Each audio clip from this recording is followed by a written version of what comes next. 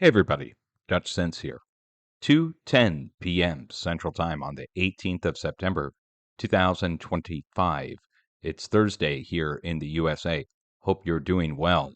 We have a large earthquake that struck back up here at Kamchatka, 7.8 to upper 7, maybe even possibly low 8. So it's a large earthquake that is reported in the Northwest Pacific, and we're going to go look it up here on the USGS. Also worthy to note, a 6.1 earthquake also was reported over in western Papua New Guinea, right at the Indonesia border region, and that was at 1819 UTC. Then at 1858, about 45 minutes later, the big one struck up here to the Northwest Pacific. And I'd like to get the information here open in front of us just so we can see it from the USGS. 7.8 is where they have it at now. Now, technically, this is not an aftershock. This is a different earthquake than the location where the 8.0 earthquake struck about a month ago. So this is slightly off from where the 8.0 struck. However, this is an extremely large earthquake in its own right.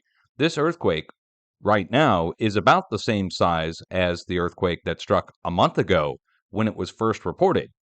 When the earthquake was first reported a month ago, it was 7.8 to 7.9. USGS came in and upgraded it by a full magnitude up to 8.8. They were the only ones who did that. Everybody else left it at 7.8 to 7.9 to 8.0 range. So here we are now, a month later, in a different location, slightly off from the previous one, just was struck with a very large earthquake. And we'll go look at the map here on the latest earthquake map from the USGS, just to show you where the large earthquake is in relation to the plate boundary, which is the red line that goes around the planet here. So first this one down here marked in blue, then about 45 minutes later, this one over here in the Northwest Pacific. Major movement in the West Pacific because this is the Pacific plate here where I'm circling. We go right along the bends of the plate here. We're on the western side, and it's majorly moving. So we do need to go, at this point, go check and see what the tsunami advisory is for this. Again, USGS is giving us actual wave tsunami information here. They're saying there is a tsunami threat, potential threat around Russia. Now, we would expect this. We would expect a threat around the area where the earthquake is when it's this size, maybe to go out a few hundred miles out and away from where the large earthquake is. So let's get our coordinates and go look it up and then measure out a few hundred miles to see how far that takes us. And we'll put these in on Google Earth, paste and search. So it is a large earthquake. It's the second large earthquake in a month there, and there were other 6s and 7s that struck to the south of here after the 8, but now here we are. I mean, come on, this is a huge earthquake. So we are about 30 miles from shore. Here's 100 miles. Here's 300, 400 miles. So I would think of around this area is where you would want to watch for a tsunami to develop. So anywhere along the coast up by about 250 miles, over by about 2 to 3, and down by about 2 to 3. As we go out from there, it really doesn't become an issue on an earthquake this size. But then again, there can be underwater landslides which occur, which are entirely different than shifting of the fault. Let's get the National Data Buoy Center open now that we know that there's an actual tsunami threat warning issued. There's no observed wave, but NDBC buoy. Sorry, I had to set down my microphone there for a second. The NDBC Buoy Center will show us the actual shaking of the earthquake. So we can see the actual event as it goes into what's called event mode on the buoys. And in this case, it's going up and down by 1/4 of an inch out there, a few hundred miles out off the coast. That's from the shaking of the earthquake itself. And as the seismic wave, the actual vibration from the earthquake, the shock wave, spreads out, it will light up the buoys along the plate boundaries here, over into Alaska and down to the south by Japan, maybe even. But it doesn't mean a huge wave is going out that far. This is the actual shock wave from the earthquake that's going out that far that quick.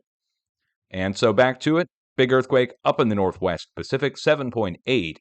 Now, one other thing we need to check are the origin page details just to see what magnitudes were reported. And they're not showing us, actually, the magnitudes that are going into reporting this 7.8. So right now, I have nothing to go on other than they're telling us it's a large earthquake. We don't have any station's technical details to show us. They say it's been reviewed by a seismologist, but what are they reviewing?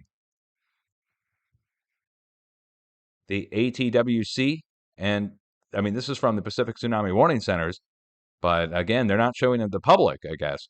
They're not showing the public how they're coming to their determination on the magnitude.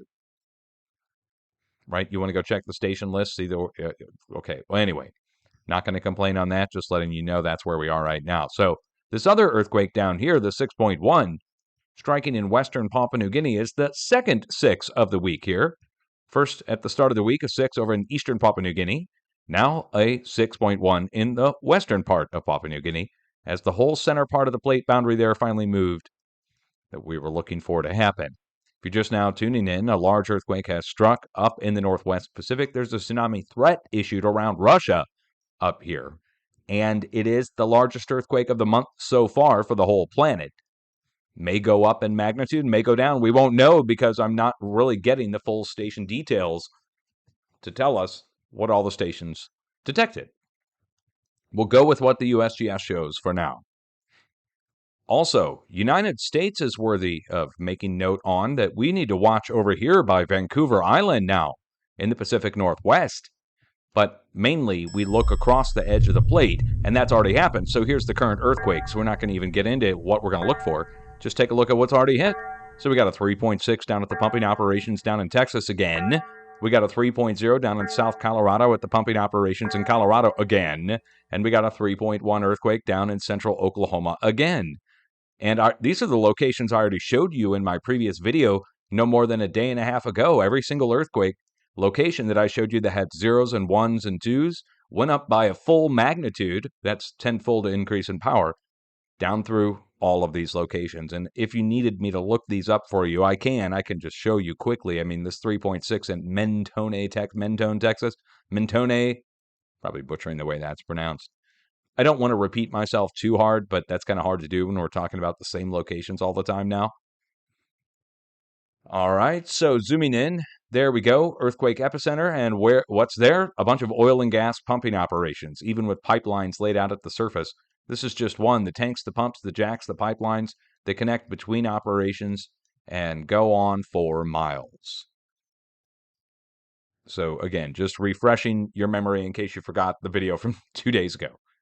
Now, most people don't know about the New Mexico-Colorado border region, how hard it's been drilled on the edge of the North American craton, but it's worthy of noting, as the locations get hit, you need to start paying attention to these so you can keep track yourself as the locations start getting hit across the plate in succession from one another. Earthquake epicenter here, and we got a set of a pipeline, not power lines, pipeline going through there, and the pipeline goes back to all of our drill points. Oil and gas in this case, mainly oil along through here, all of these little pads on the ground, different oil and gas wells. This is, turn on our borders and labels. We're on the New Mexico side of the border, but you see the roads, and off the roads are these little square pads, and every pad has a different oil well on it. Once we get north of the border here, here's the border with Colorado, it carries on right across the border into Colorado. You see all these? Now, in Colorado, they cover them up with sheds over the actual pump or jack to protect them. Or, I don't know, maybe it's to protect them from vandalism or whatever. Anyway, in Colorado, they protect them with sheds. But you see how many there are in the mountains here. And we go across the border, and the pumping operation carries on across the border. Well, now we're down in New Mexico. Previously, we were in Colorado, just north of the border. Now we're just south of the border. Over in Oklahoma, do I even need to show it? Minco, Oklahoma, just like Texas, just like Colorado, drill point. And as this seismic wave is going across the plate, it's dropping off the earthquakes along the way. So we have a wave equal to 3 point something going across the plate right now.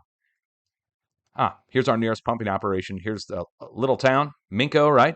And there's our oil and gas pumping op right there. It's bigger than part of the town. Here's another one right here. And another one right here. This is Oklahoma now. So you start to get the picture of how many different drill points there are. Look at this one. Jeez. Anyway, we go on and on and on. We have just so many. All these little squares here are different drill points.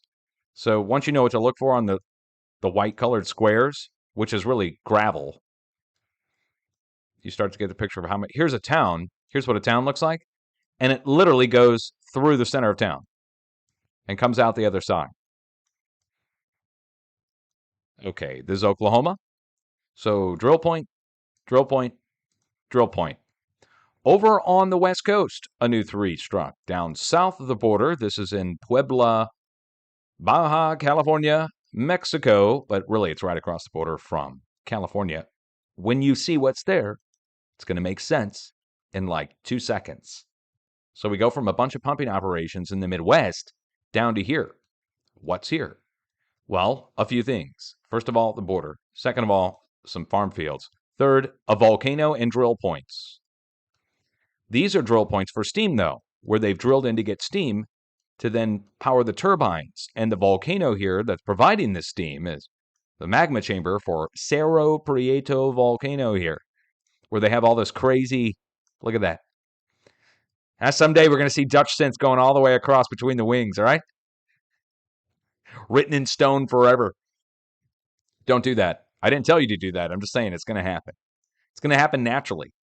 Lava flow will spell it. Wouldn't that be crazy if it did? That'd be freaky. Now, let's just wrap this up with up into Nevada. What would we get up in Nevada? The same size, 3.6 to 3.7. Valmy, Nevada again. There's an ancient volcanic caldera here and giant open pit mines where they're getting gold, silver, and copper. And they're the biggest open pit mines in North America. So how close are we this time to the pit mines, right? Oh, right here. Major mining going on. Big Butte volcano. Big Butte. That's Butte, guys.